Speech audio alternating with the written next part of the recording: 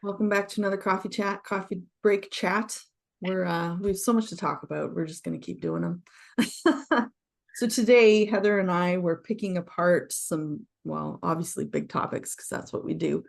But what we wanted to share with you today was sort of this idea about different styles of leadership. And we're going to sort of hone in on two of them in particular because they feel really relevant to the webinar we have coming up, Leadership in Liminal Spaces, Becoming a Grounded Guide. So Heather, walk us through, if you're able, a little summation of what we kind of came up with as far as these two styles of leadership that we are experiencing in the world and that are maybe a better fit for a broader swath, I want to say, of people, perhaps, or maybe one that we're pitching might be. Yeah. So what we were talking about kind of emerged is that we're talking in our leadership for liminal spaces, we're focusing on this idea of being a grounded guide. And a grounded guide, and we've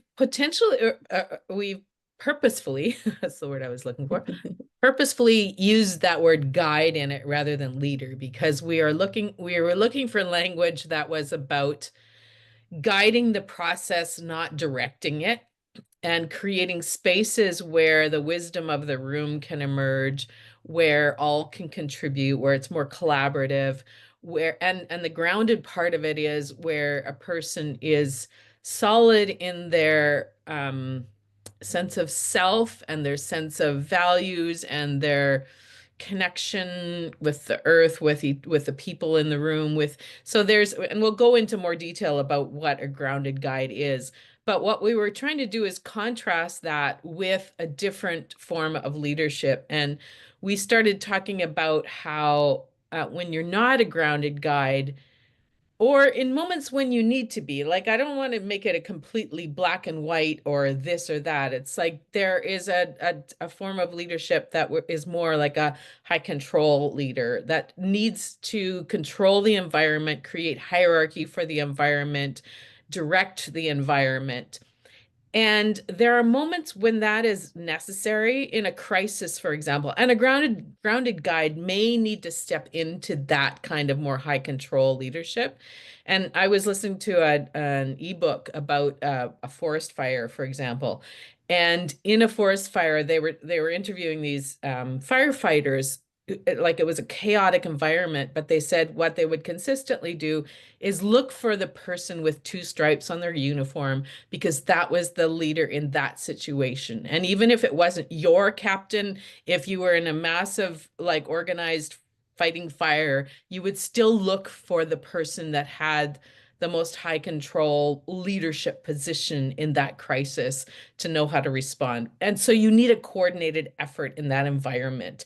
And so there has to be this kind of balancing in a culture, in a system, in a community, between largely you want grounded guide kind of leadership. You want what we teach in the Circle Way, a leader in every chair. You want collaboration. You want the voices from the community. And then there are moments of crisis when there's high needs for something that's a little bit more hierarchical, a little bit more controlled, and then you need to appoint, and there's kind of this social contract that we as a community agree that in these particular situations, we're going to give somebody that position of dominance within that structure, but only in a limited situation, in a for a limited amount of time, and that person can't walk into this space and take control just because they have two stripes on their uniform. That's kind of the social contract that we believe makes a culture, makes a society function in a healthy way, and not and maybe I'll pass it to you. You can talk about some of the other things we talked about in that. Yeah. And I think the important part is that, or one of the important parts is that person who is looked to in the crisis. Not only is it temporary, but it's also within their area of expertise. This Right. is not someone who gets to carte blanche take over everything all of the time for all time. Exactly. This Yeah. is we're in a health crisis. We look to the health experts to give us direction on what to do. And when the health crisis is over, they go back to being part of the community. And it's Exactly. that it is inward, but it's also outward, right? And it's again, like you said, that social contract that yes, for this time, for this purpose, for this space, we are giving you that position of authority in order to help guide us through this. Yeah. And when it is done, you are now part of the community again. And I Yeah. think maybe that's the piece that I'm really concerned about, is that as communities, we have so often abdicated that responsibility to reintegrate leaders back into community. We Yeah. pedestalize them, we Yeah. throw them out there, never support them, don't hold them accountable, Yeah. don't allow them to bleed past their areas of expertise. And therefore, they often end up either abusing their power or Yeah. conversely burning out to the point of being completely inept and useless anymore Yeah. to use the talents that they have, right? Yeah. Yeah. um and I think that maybe is one of the reasons why we've seen these weird cycles of leadership, is that we as communities have forgotten how to Yeah. reintegrate not Yeah. just each other in community, but our leaders in Yeah. community. Yeah. So I don't know if that make twigs anything for Yeah. you, but that's sort of where my No, brain goes with some of this. absolutely. And I'm thinking like it's really a sign of an immature culture, because like Mm, when you're a young child and you go into the classroom, you're used to paying attention to authority. You look for who's mhm, the teacher in the room. That's your system that makes sense. And you need those boundaries in your home as well. You need an authority figure. And so, but we move into adulthood and we don't necessarily emerge into a more mature mhm, understanding of authority. And so yeah, A will put people on a pedestal if they happen to have the two stripes, or they're the authority yep, figure, or they have the doctor before their name or something like that. And so, like you say, they don't have a space in community because we're so used to treating them other and different. And I talked mhm, about that isolation in leadership in one of my videos too. And so, but then we kind of go in this weird dance, and this is the thing that's I'm trying to wrestle with. And I just recently read an article about Facebook, for example, how Facebook actually tried to, seemed to try to create an environment where everybody had a voice. So it was a little bit of that leveling of authority in that yeah, space. But then what they didn't do, and this was, I can't remember the name of the person who wrote the article, but this person used to work at Facebook. And it was this, yes, they held this kind of big dream of what this environment could be if everybody had a voice, if you create an environment. But she said what they didn't recognize at that time was that Zuckerberg was actually craving power, and he was creating an environment where there was no understanding of an authority figure, so that eventually he could step in and become the power figure in that environment. And I think that's the danger. Like if we only have the environment and we lose the social contract, and we saw that happen yes, during the pandemic. If we lose the social contract around this person has authority in this area, like the health field, for example, or the firefighting or police or something, mhm, we agree that that person has some authority. And so we're going to live in that social contract. But if you dismantle that too much, then you create the kind of chaos that is actually hungry for authority. And then they yeah, allow an authority figure, as we're seeing in political system right now, they allow authoritarian leader to dismantle this structure so that they can take over ultimate power in the whole environment. And that's the danger. And that's why I think we need both. Like we can't yes, completely abolish what we've developed in terms of this hierarchical system in order to be a non-hierarchical environment. We mhm, have to continue to, like, with discernment, decide what environments, what moments require that structure.